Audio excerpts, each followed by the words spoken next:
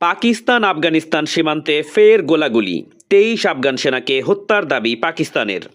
পাকিস্তান আফগানিস্তান সীমান্তে তীব্র সংঘর্ষে আফগান তালেবান বাহিনীর অন্তত 3টি সীমান্ত পোস্ট ধ্বংস করেছে পাকিস্তানি নিরাপত্তা বাহিনী এবং এতে কমপক্ষে 23 আফগান সেনা নিহত হয়েছে বলে জিও নিউজ সূত্রে জানা গেছে।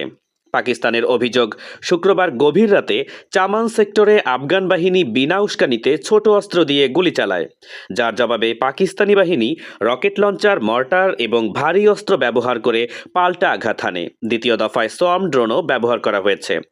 আফগান সেনারা পোস্ট ছেড়ে বেসামরিক এলাকায় আশ্রয় নিয়ে আবার গুলি চালালে আরও হামলা চালানো হয়। পাকিস্তান তাদের ভূখণ্ড রক্ষায় সতর্ক অবস্থানের কথা জানালেও আফগান তালেবান মুখপাত্র জবিহুল্লাহ মুজাহিদ পাল্টা অভিযোগ করে জানিয়েছেন যে পাকিস্তানি কান্দাহারের স্পিন বোলদাক এলাকায় হামলা চালিয়েছে। তাদের দাবি অনুযায়ী গোলাবর্ষণে 5 জন নিহত হয়েছে, যার মধ্যে 1 জন তালেবান সদস্য রয়েছে।